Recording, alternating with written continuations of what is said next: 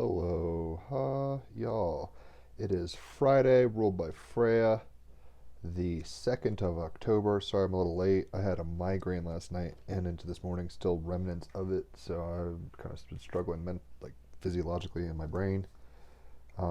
Hence me being a little late to the draw today. But today is Manipura, i.e., solar plexus chakra day, according to Dream Spell. And so if you're going to be doing meditations and stuff, do your solar plexus, the fire of your will. Mudras, mantras, goes a long way. Today is a blue overtone hand day guided by vision in the Dream Spell. So let's go ahead and get some cards. Really had an awesome podcast yesterday. You should check them out. Jordan Bates, fascinating, woke, if you want to put it that way, entrepreneur. One of the more compelling episodes, in that it just caused me a lot of thinking and really cool stuff. Good to see people out there doing it. I'll post the links in the comment section, and then, or wherever, whatever, post it, you'll see it down below. And Judith and Sam, her boyfriend, came on. That was a lot of fun. I haven't talked to them in a while. Shout out to them for a good chat. So, had a little peanut butter in my hand because I was just scraping the peanut butter jar empty. Today we have the Three of Swords. So the Three of Swords, here I'll make it a little darker so y'all can see. The Three of Swords. Sword is the mind, right? And with the Sun in Libra, which is also mental, air, and the Moon in Aries, and we're still in that full moon of Aries kind of situation with the Sun opposing the Moon, we might be feeling a little bit of warring. I mean, it doesn't surprise me I have migraines. They happen every now and then. I would be interested to see the correlations between the astrology and the physiological as above, so belowing of it. But Three of Swords. So swords are mental, right? Swords of the mind. So if you're a Gemini, Libra, or an Aquarius, this is naturally going to resonate with you. Let's go ahead and get into what it doth mean. Three of Swords. Freedom arrived at through despair. Question everything, ask quality questions, and life is cruel and without meaning. Three of Swords. I see life as cruel and meaningless. Seeing a world which appears to be cruel and uncompromising can bring us to a point of despair. I'm binging Attack on Titan, which is a really ratchet anime if you've never seen it. It's violent and bloody and weird, but you might like it as far as animes go. It's one of the better ones. And it's the theme song is called, I think, Beautiful and Cruel World, and that's what they keep saying. It's like, this world is so cruel. Buddha said it's a suffering, veil of suffering. It's hard. It ain't easy, right? So this kind of resonates with that. In the Three of Swords, a young man sits with his head down, which is what I've been doing literally with this migraine. I didn't even do a fairy card last night because my head hurt so much. We can feel his sense of deep sadness.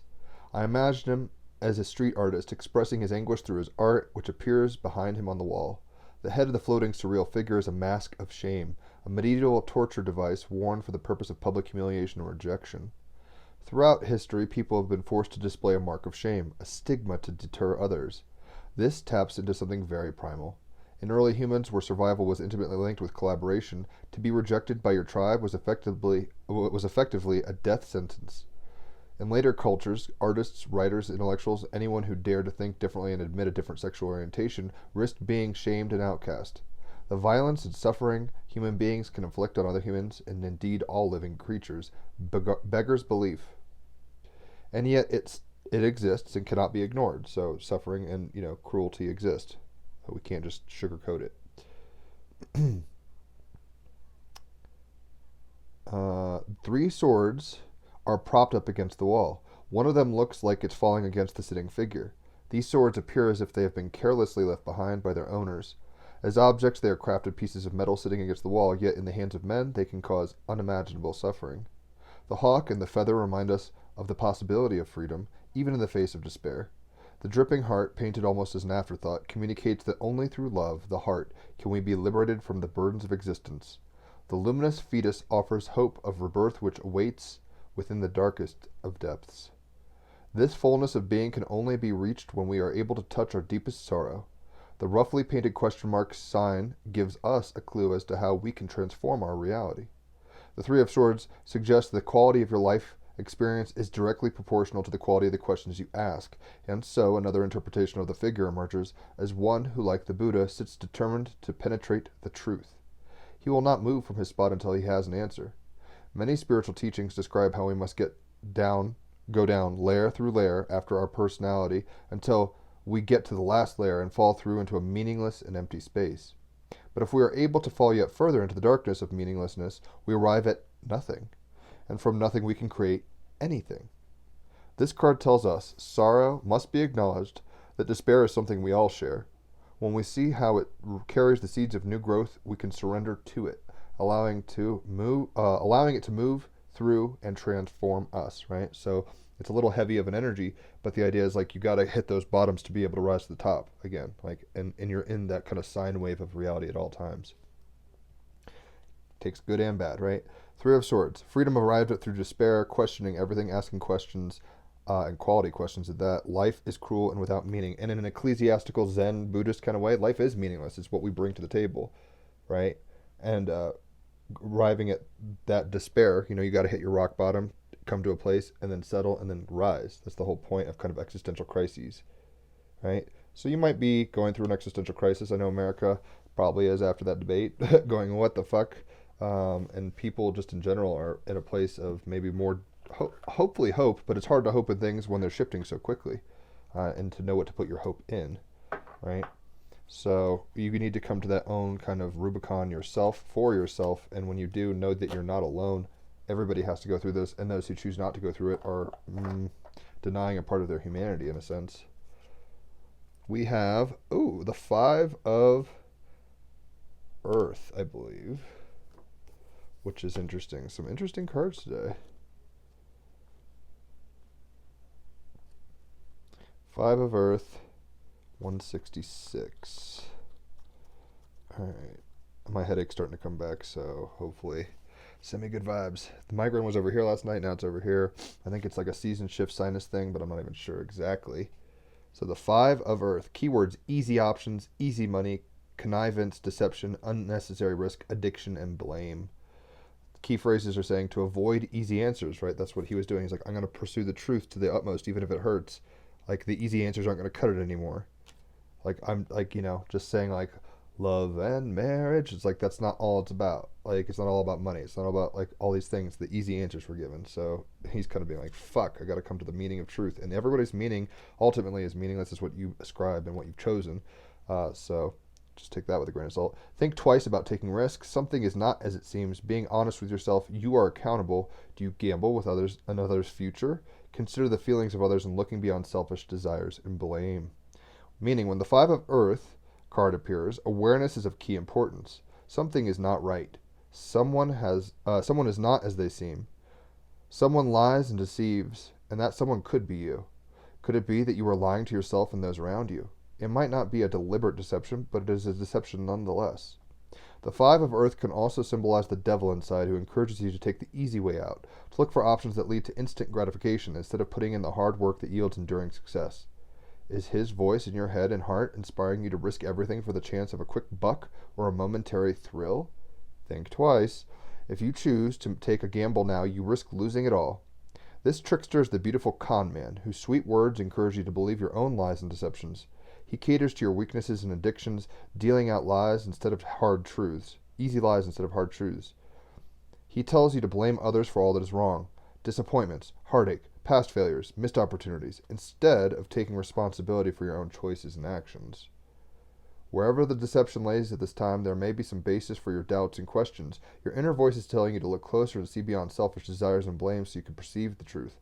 Be honest with yourself, or heartache and disappointment may well follow, right? And this was truth come through despair, right? Heartache in another way, like, a heavy soul.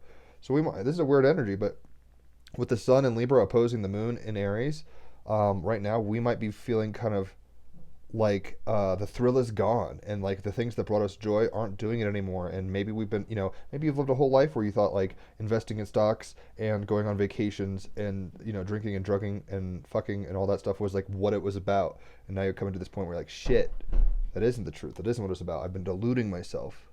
I've been lying to myself. It doesn't mean these things are ultimately bad, right? I guess like you have a human experience is being human, but at the same time, we might have been buying into truths that aren't fulfilling, and we're going to sit there and penetrate that deep, dark despair, kind of like the Buddha just sat under the Bodhi tree.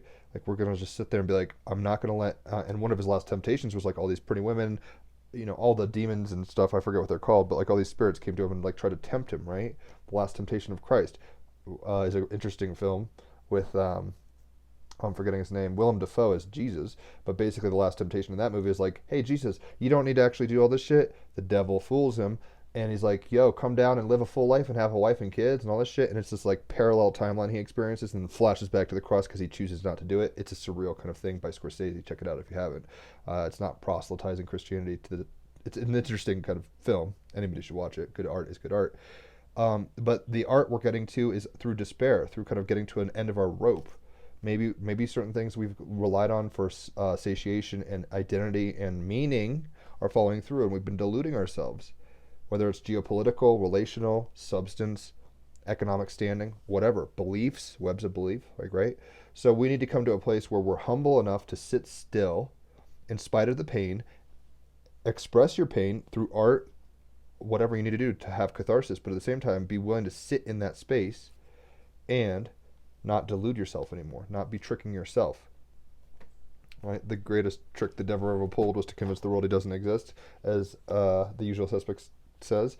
Maybe there's certain things we need to confront, and we just haven't been because we're putting sugarcoating. Like the all is one thing can reduce accountability and stuff. It's like we still need to make wise choices. We still need to like seek truth for ourselves. That doesn't, all is one, but that doesn't mean you can avoid mistakes. You can avoid being impulsive and gambling with your own destiny, because the destiny you have is somewhat like a participation between your free will and the case of the matter, in a sense, like where you find yourself. So, what animal oracle? Oh, I went too early because I did it again. I'll still leave that animal oracle card. I've already pulled it, but let's do galactic heritage. I kind of like doing that third. Don't ask why. And it was further away from my reach, so I forgot all about it. So, we've got 72, which is spiritual commitment, Vega, right? So maybe we've been playing around in the world like Pinocchio Donkey Island, and it's like, hey, maybe there's something more to the meaning of the life than just instant gratification. Maybe we have to make spiritual commitment, right? Man up, woman up, person up, Buddha up, that kind of thing. So spiritual commitment on page 111, no doubt. So 72 and 111, very dense numerological numbers. Vega, spiritual commitment, future timeline. In modern times, very often, we only make a spiritual commitment when we are in pain. When we're at the end of our rope, we're like bartering in the, situation. We're like, God, I'll do anything to get out of this. I'll trade you whatever. I mean, that's the point of, in a sense, like we can barter with the God or we can barter with the devil. Like we're like, just give me, let me kill my enemy and I'll be a slave to you forever, or whatever. Like we're gambles that way, or we can be like, I'm so hopeless, help me get out of this, I'll do anything. And there's a spirit of contrition that's good in that way, and there's also a spirit of like relinquishing to forces and stuff that isn't good. So kind of be discerning on that front, right? So in modern times, very often we only make a spiritual commitment when we are in pain. When the pain goes away, we become busy with the distractions of life and no longer remember our commitment. The Vegans never lost their spiritual commitments and wove them into their everyday lives in so many enriching ways. This card asks you to look honestly at your spiritual commitments. How can you strengthen them no matter whether you are feeling pain or joy? Even when you're in despair, and even when you're tempted, right? By easy distractions, the devil card kind of thing. That's not the devil card, but you see my point, the trickster kind of like, hey, just have a couple shots, and it won't hurt anybody. How do you make wise decisions in spite of basically temptations and suffering and pain and loss and temptations and pleasure and hedonism, right? Spiritual commitment. This card asks you to take an honest look at your spiritual commitments. How can you strengthen them no matter whether you are feeling pain or joy? Go deep within and find the longing to be one with the universe. Remember that longing, and your commitment can begin there. The text of this card acknowledges the immense self-discipline, card 24, of the Vegan mystics of ancient times. Through their dedication and spiritual practices, they gave many gifts to their descendants, including the mystical schools of Earth. This card points to the truth that spiritual evolution cannot take place without a commitment. This may be a commitment to a specific practice, such as yoga or meditation, or it may mean a commitment to becoming the clearest and most balanced human being you can become and taking the actions needed to do so. If this card came up in your reading, take a look at the surrounding cards in your life circumstances for more clues. Most likely this card is reminding you to stay focused and committed on your spiritual path, even when it is not convenient or enjoyable to do so. Even if you feel like shit. It's like, man, there's no reward. I'm just suffering for my art or suffering for my choices. And the easy way out is through like just kind of choosing an easy way, right? Like a temptation or whatever, gambling on a risk in that sense. Instant gratification. It's like, nah, hold tight. Even when it's not enjoyable or convenient to do so, these are the times when growth is the most pronounced. Sometimes people don't know what kind of practice to commit to. Know that the type of practice is less important than simply making the commitment. As long as the practice isn't a comfortable distraction, don't delude yourself, don't lie to yourself, right? As long as it's not a comfortable distraction and is instead of an authentic path that helps you see yourself clearly, right? And even though he could be sitting there and be like, oh man, someone give me a bong hit, and it's just like super sad and stuff. It's like, bro, just sit in that space, see what comes up, deal with it, and it shall too pass. But you might be avoiding certain things because of distractions and not commitments to a higher cause, in a sense, a spiritual cause, whatever that might mean to you. It doesn't even really matter. Like, it's like yoga or veganism or whatever, being kind to yourself and others constantly. All of these are good spiritual practices. Find one that resonates and don't let go of it. Taking this time to connect with your inner self through whatever practice suits you is one of the most important gifts you can give yourself and your planet. What's up with that? That's dope. So we have already pulled a card. We got the Deer Power. And look, there's a full fucking moon. I mean, the moon is still in Aries and pretty much it's not 100% full right now, but the idea is like we're still in the shadow period of the full moon. It's still technically that energy. So Deer Power. It takes power from internal, intrinsic, and grace from above, in a sense, to commit to a spiritual commitment. Like, right? Like Jesus was like, God, do I really have to fucking... he was in despair in the Garden of Gethsemane. He's like, fuck, I don't want to do this.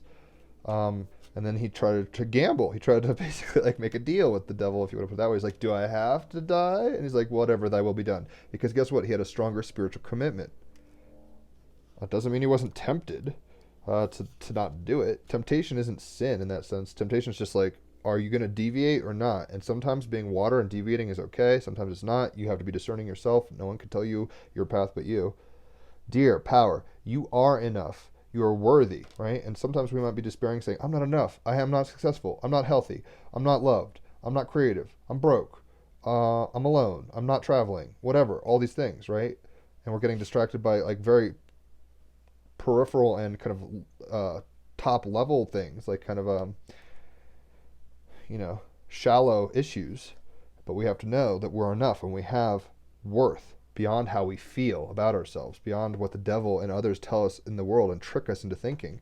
We have to have a spiritual commitment of love to ourselves and to each other, and ultimately that will shatter what? Despair that we have to go through. Though I walk through the valley of the shadow of death, that's this kind of thing. It's like, God damn it, I fucking hate this, right? There's Psalms that are like that, basically. And at some point you come to the end of that, and you're like, okay, cool. You come to a different punctuation event, but it doesn't mean those valleys aren't there. But ultimately, you are enough. You are worthy. Ethics are a part of building genuine personal power. Stand strong in front of bullies and hold your boundaries tenaciously, right? Don't just get swayed by little tricksters out there. And as a double Gemini, hopefully I'm not being a trickster in your life. Stay committed to a spiritual higher path, to a path of truth. And you're going to have to come to that truth through shedding what is not you. And it's not you. It is not you. And then coming to some epiphany that's like, it's all me and it's all okay. And then there's the paradox of like, it's all good, but there's better and worse. There's still polarity. So if you want to be a Sith Lord, that's fine. But like, know that's what you're committing to instead of ignorantly walking through the path of the Sith, right? Like Draco Malfoy wasn't really that evil. He was just trying to get his father's love and his community's acceptance. Whereas his dad and other people were fearful of Voldemort, so they were doing it out of fear. Whereas Voldemort was just a straight up dick, right? So anyway, stand strong in front of bullies and hold your boundaries tenaciously. Be proud of what you have achieved, but humble in your outlook. Both and. Libra sun, right? Be proud, but humble, right? He's creating art, but he maybe feels like shit. Maybe be strong and committed to a spiritual practice, even though it doesn't feel good all the time. Like sometimes I almost didn't, with the migraine I have right now, it didn't feel like doing this card gym. But I was like, it's a commitment I've made, even though I don't feel like it, even though straight up my head has been in my hands and I've been like, oh my God, it hurts. I'm not going to get tempted and distracted away from excusing essentially myself to not do a commitment I've got. I tapped into a different kind of power, right? So be proud of what you're achieving. Like, do in the world, do awesome and awesome and awesome, but be humble. Be, right? You are consciousness beyond action, and yet your actions matter. What a paradox, right? What a trip this thing is life. Mythos. Actaeon, the son of Aristeus and Ateneo, and student of Chiron, was hunting with his friends and with his famous pack of hounds through the forests near Mount Olympus. He prided himself on his hunting prowess and almost never returned home without game. He had boasted to friends over cups of wine that he was the goddess Artemis's equal in his mastery and loved nothing more than to exercise what he was good at. Because he probably doesn't actually love himself fully, he was tricking himself and saying, I'm as good as God, or whatever, at hunting. And it's just like, all right, bro, be humble, but, know your worth, but be humble. He was not being humble, right?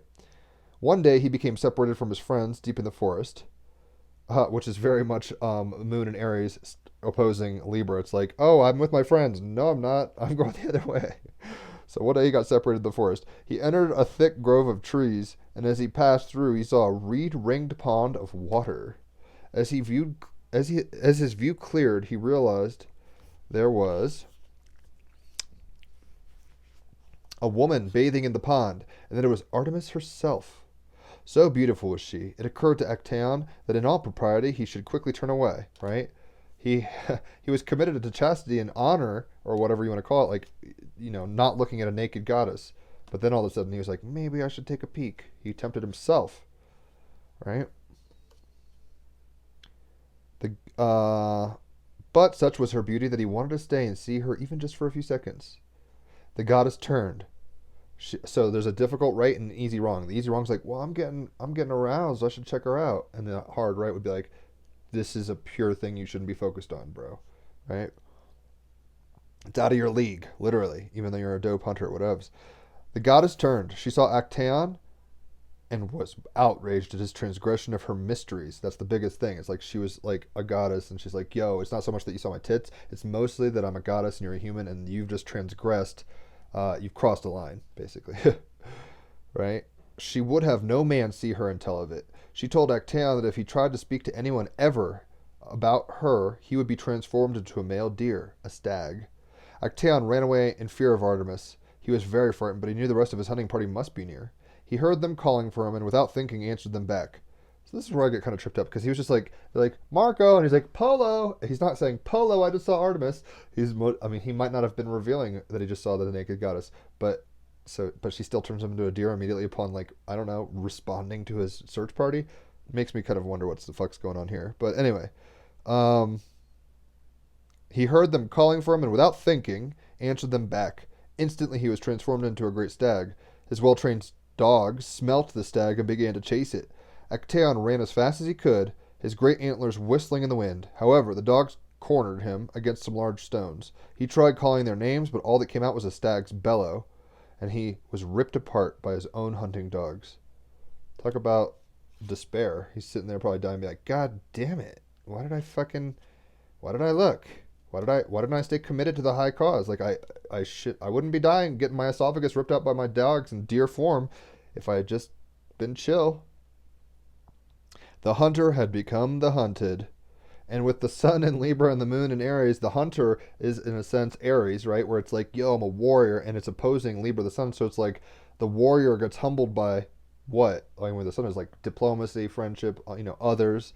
So right now we might be in a weird place, especially with the full moon in Aries, where like, I got to do things for me, but it's actually in conflict with what's going on around me. So there's this tension between what we need to do for ourselves and what we need to do with ourselves in context with others, right?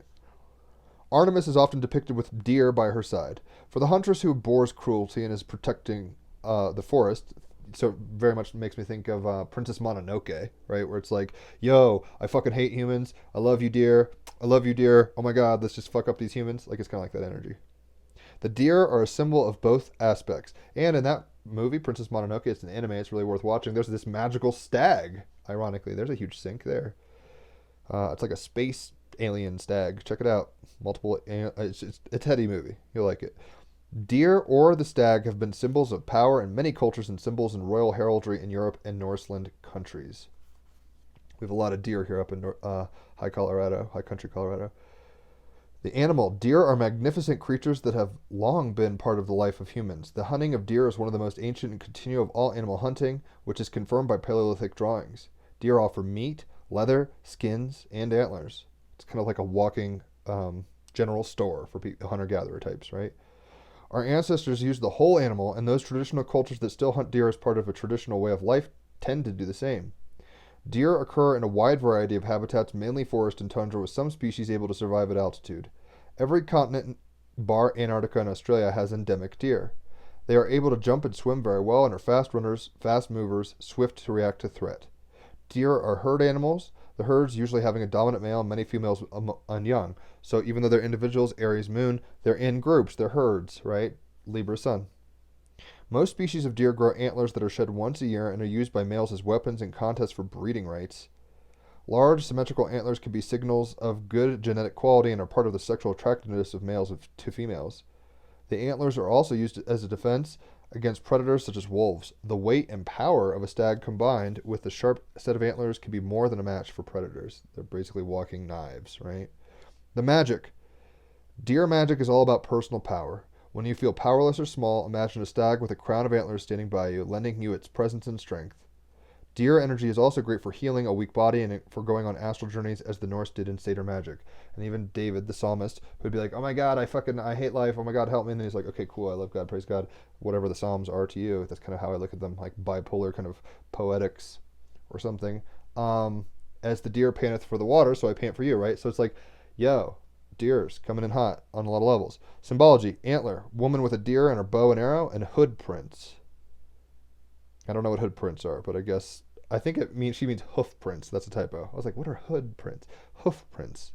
Status: there are 23 species of deer that are now listed as endangered. So there's a lot of deer, but we're killing them or they're getting hit by cars. It's a big issue up in like the mid-Atlantic, like New Jersey and stuff, Pennsylvania. A lot of deers just get hit. Deers out here are actually really smart and robust.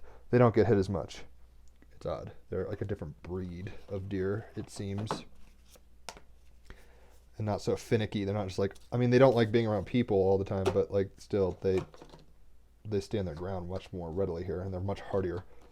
It's almost like caribou deer or something. So we've got William Morris as the artist. What can we get from William Morris?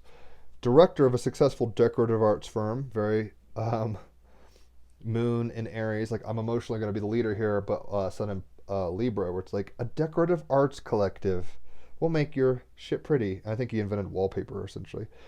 Director of a successful decorative arts firm, William Morris sexed up prudish Victorian interiors with his enlightened stained glass, wallpaper, furniture, and tapestry designs.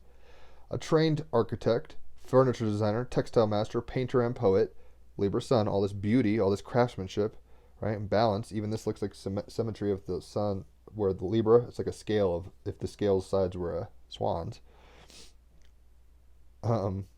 Morris also pioneered the fantasy genre in literature, fostering the development of a new strain of nerd. In his free time, Morris contemplated Marxist revolution and socialist action. He changed his own mode of production to be more socially and environmentally justice, right? Libra card. He was actually doing the actions. He felt good emotionally, Aries, sun, moon rather, in Aries, emotionally good about what? Being a diplomat and a green, if you want to put it that way, and socially aware. Right-wing governments everywhere probably keep a file on him in case of a socialist undead uprising. So apparently he was pretty effective at being, we the people kind of stuffs. So, art is the methadone of the masses, right? Art is what kind of assuages us. And even in this guy is like, he's what? Feeling desperate and destitute and broke and hopeless, and he's making art. It's his way of trying to get a fix to feel good. And that's not bad ultimately, but is he avoiding? I mean, in some way he can express what he's feeling, but then he has to actually sit with it too, and not just distract himself so much that he doesn't actually process. You see the balance here. Sometimes you're like, oh my gosh, I need to go, draw a bunch of stuff. It's like, that's a way to cathart and to process, but it's like you also want to sit in stillness and absorb the pain. Don't trick yourself that just being productive is the way to go, right? Sometimes we need to be still. There is a spiritual commitment to what we're doing, right? To our our own walk. Like that is it to be embodied in this life and in this time space and these aeons and stuff. Very much a spiritual commitment, right? It takes power. It takes power and grace, both hands, power and grace, humility as well as like I kick ass. So that Libra balancing, opposing the Aries, it takes both. You want to be like a hot shot, but you want to like do it well with others and like not be a total dick, right? Ideally. So balancing that power personally and outside of yourself. You can't just be like, I got it all, I got it all, I got it all. Like that might make you despair. And you might not be, and at the same time, you can't just be like, yo, you do it for me, you do it for me, you do it for me. It might make you feel like you don't have a backbone, right? We have to be committed to the middle path, essentially. Ultimately not deluding ourselves with like, we can do everything on our own. That's not a truth. Or we need to rely on everybody else. You need to do some things on your own, right? There's power, and balancing and understanding of that power is important. Critical indeed, I would say. Art is the methadone of the masses, so try not to distract yourself, right? I'm guilty of this all the time. When I'm really moody, I'm like, I'm going to go watch a movie or an anime, or I'm going to read a book, or I'm going to play my guitar, or I'm going to go smoke weed, or I'm going to XYZ, right? As opposed to just sitting there and breathing and being like, all right, what is this? I'm having to tell myself truths too during these kind of sessions, these card pulls. This is as much for me as y'all. Like, I'm not just like proselytizing from on high saying, oh, you guys need to do this. It's like, I need to do this too. Straight up. So art is the methadone for the masses. It can get us through the cruelty and meaninglessness of life in a sense, and the heaviness. But at the same time, don't make that an escape route and then never deal with your actual problems, right? That's more bypassing. Like, we don't want to bypass, basically. Though it's not for the weak of heart. Like, sometimes you're not wanting to. Sometimes it's just like, fuck this, I don't care, right? So we've got green calcite. Lovely. You can quantumly entangle with this. You don't have to own it. I don't own any, I don't think, but it's a beautiful, beautiful stone. What is it? What it is? Green calcite is the emo, honest to a fault, believes in storybook endings, tree hugger of the calcite family. Who needs it? Anyone who finds themselves lost in the forest of doubt without a map. Libras. The sun is in Libra, so indecision. But lost in the forest without a map? Sounds like Octeon, the guy who got fucking turned into a deer. And that was his part. He got lost in a hunting party and it was like, oh my gosh, there's a new chick. I won't say anything. Mum's the word. Oh my gosh, I just said SOS and now I'm a deer, now I'm dead. Interesting plot twists. But anyone who is finding themselves lost in the forest of doubt and without a map, is that not what he looks like? Oh my God, I don't know what to do. I'm lost. I'm hopeless. I don't know what to do. I don't know which way to go. Right? Where to put it? Against your chest when making important decisions regarding how you want to spend the finite, precious time you have on Earth. When you need to like stop getting distracted by all the like hanky-panky of life, whatever. I mean, it's all enjoyable at some point, but it's like have a slice, but not the whole cake kind of thing. When you need to have a sober moment of clarity and you need to just kind of take a chill pill and find your spiritual commitment and purpose again, this is helpful for that, right? How do you want to spend that finite, precious time you have on Earth? It's not forever. You're only going to be in this body for a little time, and it's a drop in the ocean of eternity. But it's like that. When to use it? When your heart is asking for something, but you aren't listening, right? When you're distracting yourself and tricking yourself out of what? Doing the work, and your heart's like, I am so needy, and you're like, well, I'm just going to paint, and I'm just going to do these things, and all this stuff. You're only going to get that new birth of self, in a sense, if you go through the valleys. You have to stay spiritually committed. You can't just let go when it's not easy. And it ain't easy. It's just kind of the point of life. The heart wants what it wants. The mind wants what it thinks the heart should want. There's the Libra issue, heart and mind, balance, right? It's like the mind is like, yo, I think I know what you want. It tricks us, it deceives us, right? But the heart is saying, man, I need love, unconditional love. And this is like, well, you're having fun drinking whiskey on the street corner painting, aren't you, bro? Like, and that's the mind kind of trying, right, to delude us into complacency in a sense. The mind wants what it thinks the heart should want. Call on the energy of green calcite to nudge that push and pull into the heart's favor, right? We're going to go towards the heart, the spirit of the warrior, Aries moon. We're going to go into that full moon and Aries energy and try to kind of balance it out and not just be like, woe is me, woe is me. Live out your heart's desire is what it's saying. So this isn't saying, I mean, at some level, Buddha was like, desire is the issue. So be careful because desires can trick you. But at some point, like, we have to come to a place of raw authenticity to know what our true desires are without distractions. Though some of these distractions can be our heart's desire, like art, music, whatever, to the point where they're healthy and cathartic. Just don't trick yourself. When you're starting to feel blue, don't just put on an album and take a drink of beer. It's like you might be avoiding a real big lesson just by entertaining yourself, right? Here we are now, entertain us, right? Like that's this kind of angsty, depressed, hopeless mode of like 90s Nirvana rock, where it's like, fuck, governments suck, fucking money's empty, celebrity is meaningless, right? Like, and don't trick yourself into just like, popping an ecstasy pill or whatever, right? We're just like, I'm going to feel good no matter what. Sometimes we have to stay spiritually committed to a hard path, but that path leads to peace, surrender, ultimate grace, unity. Like you get there, but you have to get through what? The mind. So it's a battle between the heart and the mind in a lot of ways. And to get through that, you need to power through it, right? So the power of the heart it's a bigger electromagnetic consciousness in a sense than the mind, but we tend to put the locus of intellect and awareness and consciousness in the mind. Like, oh my gosh, my third eye. It's like, no, your heart chakra is the middle. It's like what roots you into the vessel in a sense, your heart. So be listening to the intelligence coming from there, right? Don't just, art is the methadone for the masses. Don't just distract yourself and drug yourself and no offense against, Nicki Minaj and Twitter or Instagram world or whatever, but it's like, are those people dealing with their traumas effectively? Or, are they just going, oh, I like that. Oh, cool. I mean, I just watched this Social Dilemma thing, and there's like teenage girls are killing themselves like 300 or 400 times percent more than they used to because they think they're entertaining themselves, right? They're like, oh, I'm lonely, so I'm going to go on Facebook or Instagram or whatever, and that's the deception where it's like you're not actually going to find anything of meaning here. It's a fake meaning in a sense, and then they start like judging themselves to a point where they feel powerless, and then they make dumb decisions, kill themselves, get plastic surgery, whatever is the sitch. They don't love themselves and accept themselves because they hear 1,000, 100,000, million, whatever the fuck, peanut gallery opinions telling them what to think and feel, and they're not coming from a place of their heart's desire. They're trying to please others. And that's maybe the shadow of Libra, where it's like, I'm a people pleaser. I just don't want to rock the boat. Oh my gosh. It's like we have to come into, with a moon in Aries and a full moon in Aries that we just had, we have to come into this fullness of selfhood in right relation with others. Doesn't mean nobody else exists. It doesn't mean do it only what you want, but at the same time, don't just capitulate to the thoughts and whims of the people. You'll never be satisfied. I could never be satisfied. You'll never be satisfied there, right?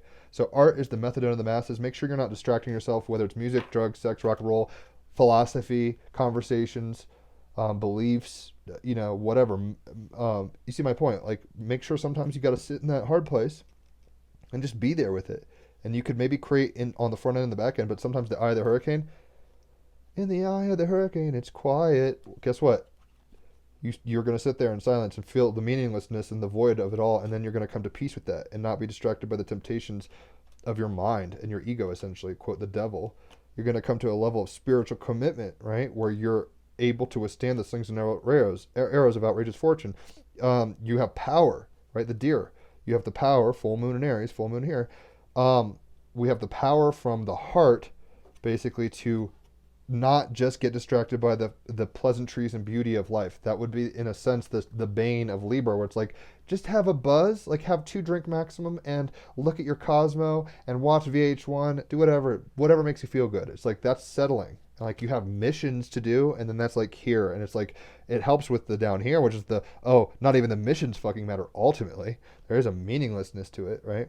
But I'm kind of rambling, you kind of get my point. Live out your heart's desires, calcinite. Or green calcite, what am I saying? Green calcite. Live out your heart's desires. And your heart wants different things than your mind. Your mind tries to convince through ego and reason and logic and addiction withdrawal and all sorts of stuff. Like, that's all in your head. Like, if you smoke, if you're a heroin addict and you quit, your heart isn't like, oh my gosh. Your heart's more like, fuck yeah, I'm free of that. Whereas your mind is like, oh my gosh, I need my fix. Right? So be listening to that monkey mind as much as possible. And you will figure it out. I would guess I'll play a song. I haven't thought of what I would play. I'll pull up a tab really quick.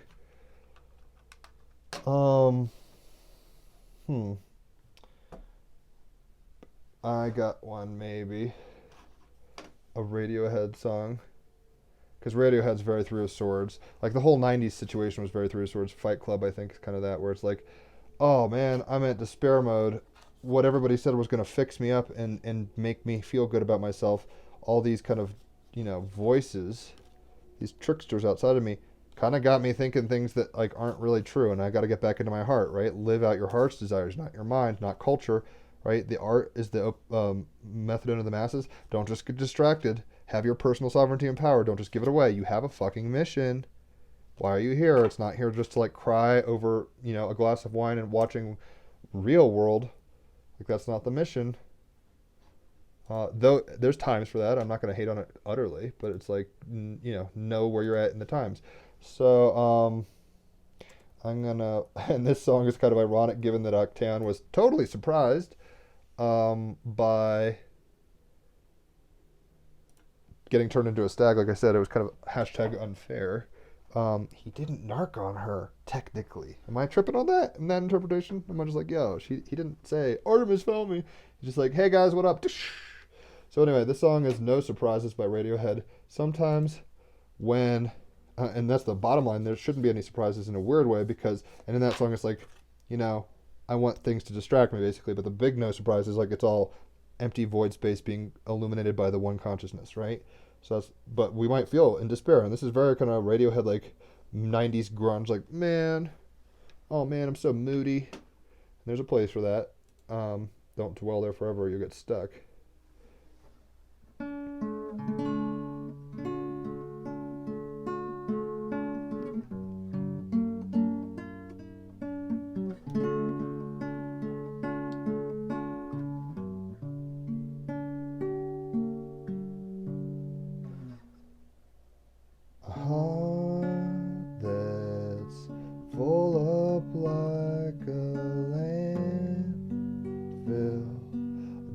That slowly kills you, bruises that won't heal.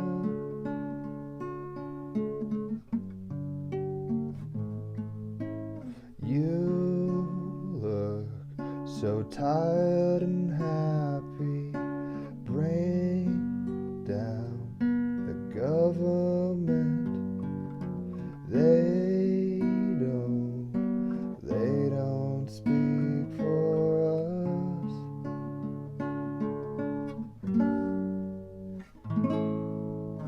I'll take a quiet life, a handshake of carbon monoxide, no alarms and no surprises, no